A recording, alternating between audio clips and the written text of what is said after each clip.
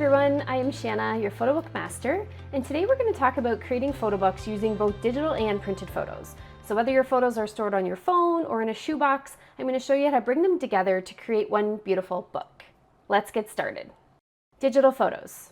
So first, let's talk about your digital photos. So these are the ones you have on your phone, on your computer, in your cloud. Gathering digital photos is fairly straightforward. You want to have all of your photos in one location. So open the app where you store and view your photos, and you can either use your favorite or star option or create a folder.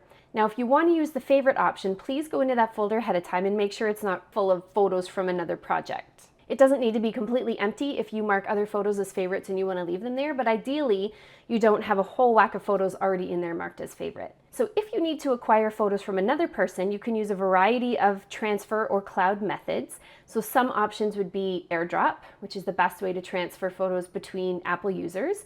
You can use an iCloud link, so if someone has an iPhone and wants to share photos with you, they can select the photos, create a download link, send that link to you via email, Messenger, WhatsApp, however they normally talk to you that way, and then you can download those photos. Google Drive, some people are so familiar with the Google Workspace that sharing a folder through Google Drive works really well.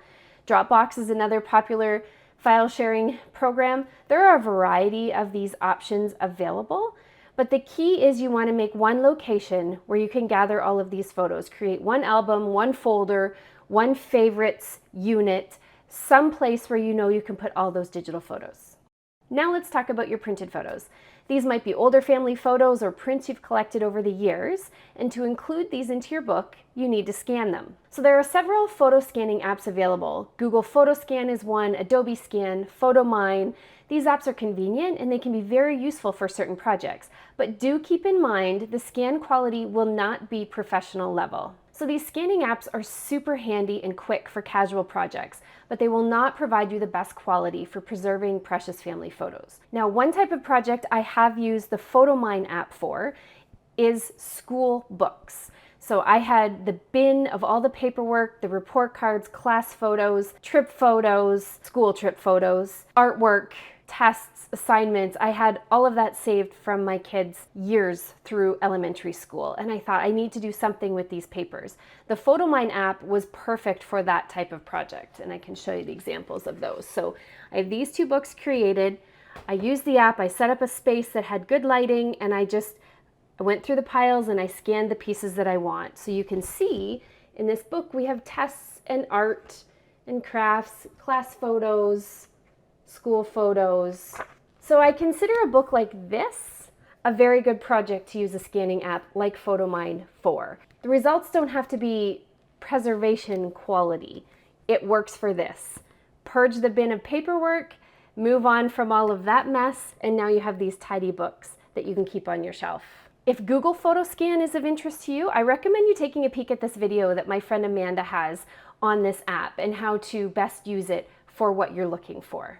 So what are some other high quality scanning options?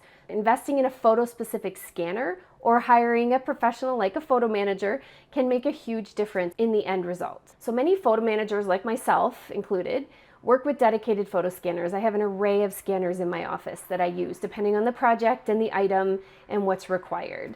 The brand that I know and trust is Epson. There's an Epson Perfection series, there's an Epson Expression series. I do not recommend the all-in-one printer, scanner, copier machines. Those are going to give you a really low quality scan. The higher end scanners like the Epson ones I talked about, they're specifically for photos. So they're ensuring that your prints are going to be digitized with the best possible quality.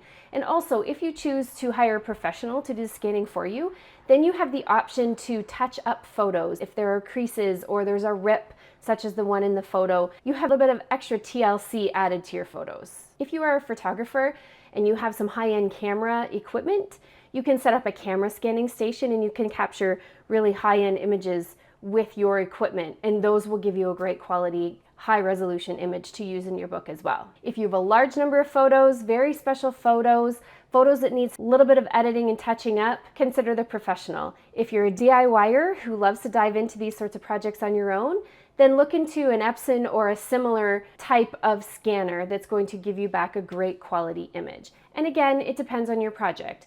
When I'm going through school papers, a scanning app is perfect. If you're going to create a family history book and you want to use these super old, precious family photos, then definitely invest in either the equipment or the professional help to generate great quality images.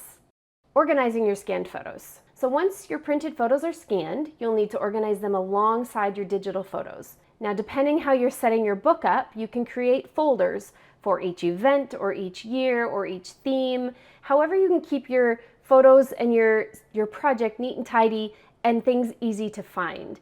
Your book design will be a much smoother process if you take the time up front to get yourself organized and keep your photos properly in order. Now, a few little tips for when you're mixing digital and scanned photos in your photo book. Consistent editing.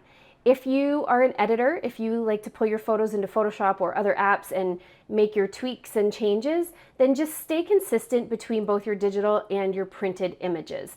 Be sure that you use the same techniques, the same adjustments, the same filters. You want to maintain a cohesive look throughout your book. High resolution, and as I've said before, you want to make sure your scanned photos are high enough resolution that you're spending time on this book and this whole process. You don't want your images to be blurry and not as crisp as they could be. Balance your layouts. So make sure your layouts have a mix of both type of photos in a way that feels natural and have it be visually appealing. Now, creating a photo book with both digital and printed photos is a wonderful way to preserve all your memories. Take the time to gather them, organize them, and you will end up with a beautiful keepsake in the end. Now, here's a quick peek at a photo book project that included many scanned images as well as a few digital images from more recent years.